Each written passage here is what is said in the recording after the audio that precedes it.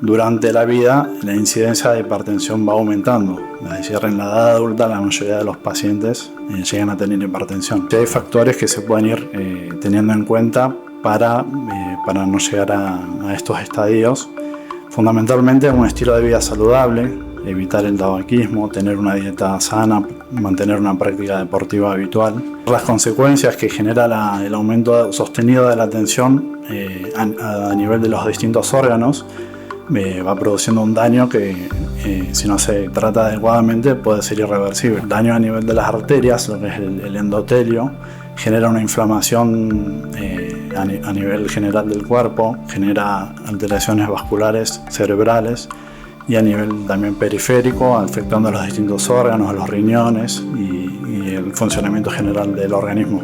Sí, la cefalea, son los dolores a nivel corporal difusos, el dolor cervical también son indicativos de la tensión alta, dolores oculares, visión borrosa.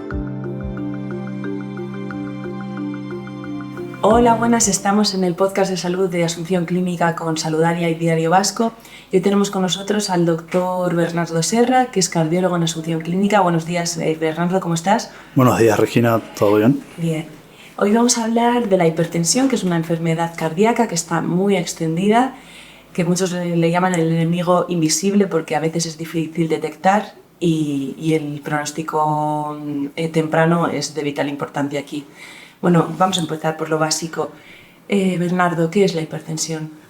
Bueno, es correcto, es una enfermedad muy prevalente y que es invisible, por lo cual es importante diagnosticarla en etapas precoces. La única forma de llegar al diagnóstico es controlando la tensión de distintas formas. Puede ser en domicilio o en los reconocimientos con los médicos de cabecera. ¿Qué hay detrás de la hipertensión? ¿Es algo que tiene que ver con factores genéticos, con estilo de vida? ¿Se puede prevenir de alguna forma? Vale, la hipertensión es una enfermedad de etiología esencial, es decir, que no hay una causa subyacente en la mayoría de los casos. La mayoría de los pacientes que tienen hipertensión no hay un factor modificable a lo largo de la vida, sino que llegan al diagnóstico en general en una edad adulta, pero sí hay factores que se pueden ir teniendo en cuenta para no llegar a estos estadios. Fundamentalmente un estilo de vida saludable, evitar el tabaquismo, tener una dieta sana, mantener una práctica deportiva habitual. Eso son las principales medidas que se recomiendan. ¿La edad es un factor que tenga importancia en la hipertensión? Bien, la edad no es un factor modificable, es un factor lineal de todas las personas, pero que está visto que durante la vida la incidencia de hipertensión va aumentando. Es decir, en la edad adulta la mayoría de los pacientes llegan a tener hipertensión. Una persona que tiene antecedentes familiares, o sea, si mi abuela tenía hipertensión, si mi madre tiene hipertensión, ¿sería conveniente que yo me la vigilara más que otras personas? Es así, hay una carga hereditaria que puede influenciar el diagnóstico de hipertensión. No quiere decir que porque tus padres o tus abuelos la tengan, tú vas a ser hipertensa, pero sin que te aumenta la probabilidad y eso sería conveniente controlarlo. Uh-huh. El problema de la hipertensión no es la hipertensión en sí misma, sino lo que va a provocar en nuestro cuerpo, entiendo, ¿no? Es decir, las consecuencias que genera el aumento sostenido de la tensión a nivel de los distintos órganos va produciendo un daño que si no se trata adecuadamente puede ser irreversible.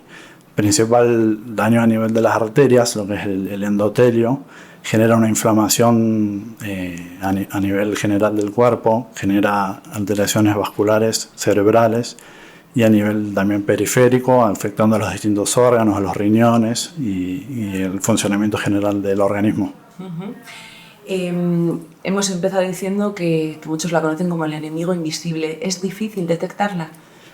No es difícil detectarla mientras se controle. Es decir, si uno no tiene síntomas, porque no suele dar síntomas en las etapas iniciales, si hay un control habitual una vez al año como mínimo, se puede llegar a un diagnóstico fácilmente. Uh-huh. Normalmente cuando hay síntomas es porque ya es un poco tarde. Uh-huh.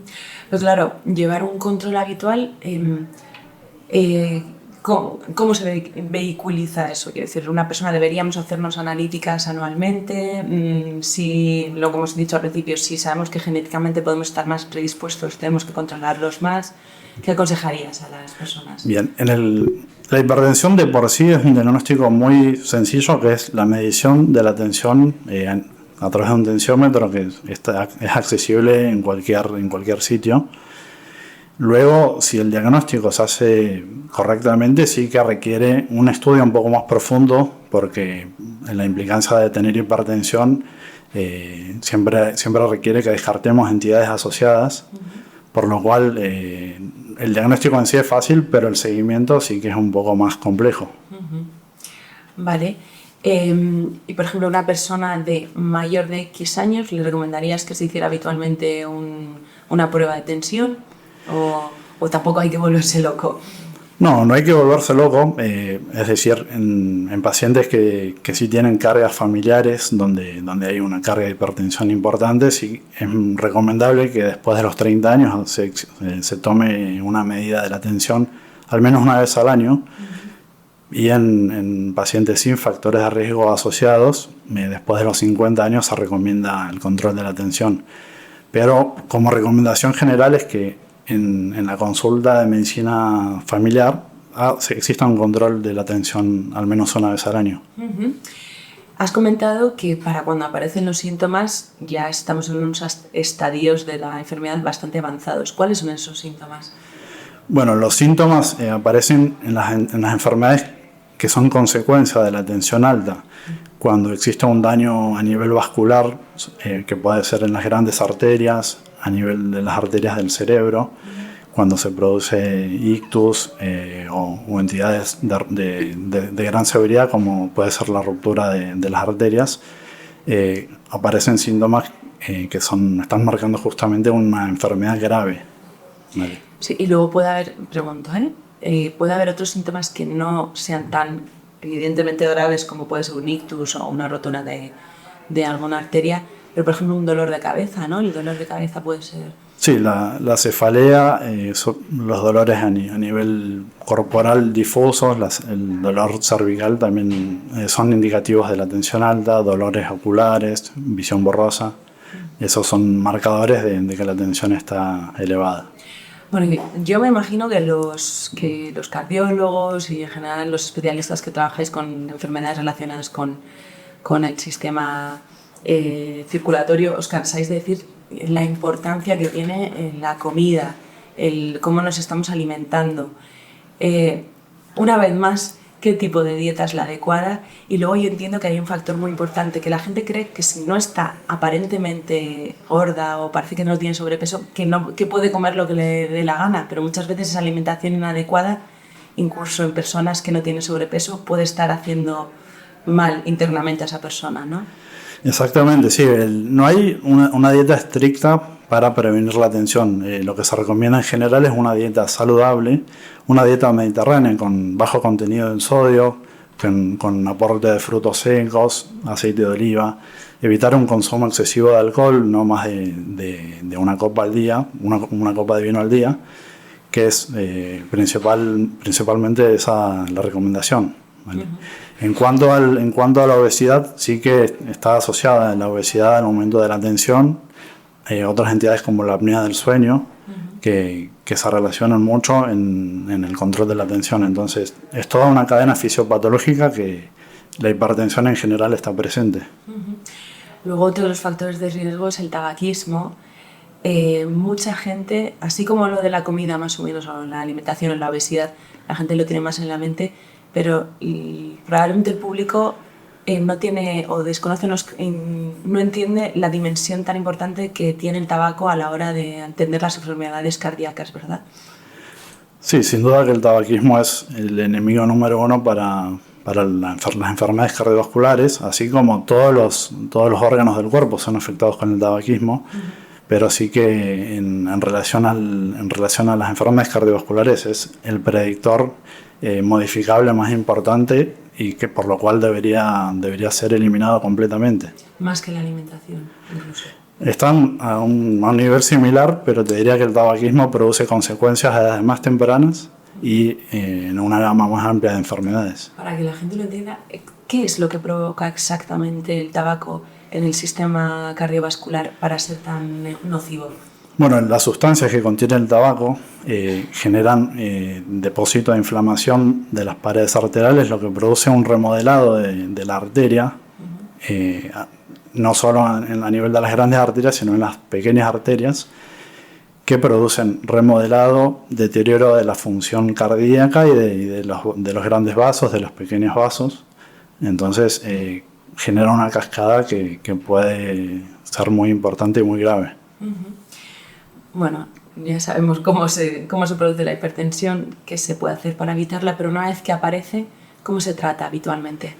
Bien, las medidas más importantes para todos los pacientes hipertensos en estadios iniciales es educación en los hábitos de vida, ¿sí? Mantener una vida saludable, las recomendaciones que hemos dicho, actividad física, el consumo de sal reducido a no más de 5 gramos al día, y luego el tratamiento farmacológico en los distintos estadios. En algunos pacientes sí que se logra controlar con el control de factores de riesgo como la alimentación, el descenso de peso, y no siempre hace falta medicación. Pero bueno, cuando ya hay a pesar de eso la tensión se mantiene elevada o cuando inicialmente los valores son muy altos, requieren un tratamiento más agresivo ya de inicio. Vale. Y cuando dices tratamiento más agresivo te refieres a una medicación más agresiva, ¿no? Porque siempre es farmacológico el tratamiento. Sí, generalmente es farmacológico con la combinación en general de dos drogas, ¿vale? Dos drogas específicas para el control de la tensión. Vamos a hacer una pequeña mención a la sal porque la sabiduría o en general el conocimiento popular siempre relaciona la hipertensión con la sal. ¿Cuál es la sal adecuada? O al revés, o quizás se pregunta cuál es la sal que seguro que no tenemos que tomar.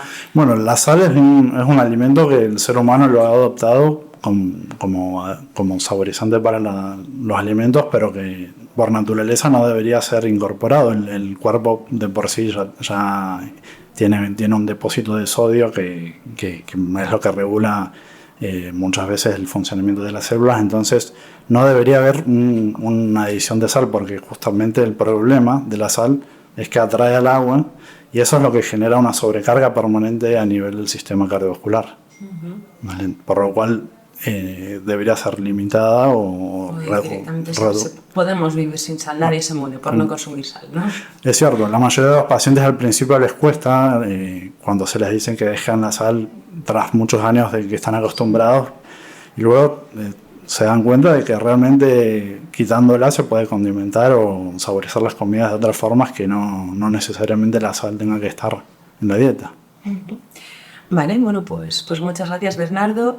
Ya lo saben, si creen que pudieran estar sufriendo o tienen factores de riesgo, háganse controles habitualmente, que el pronóstico precoz es muy importante en la hipertensión y sobre todo cuídense mucho. Gracias, Bernardo. Muchas gracias, buen día.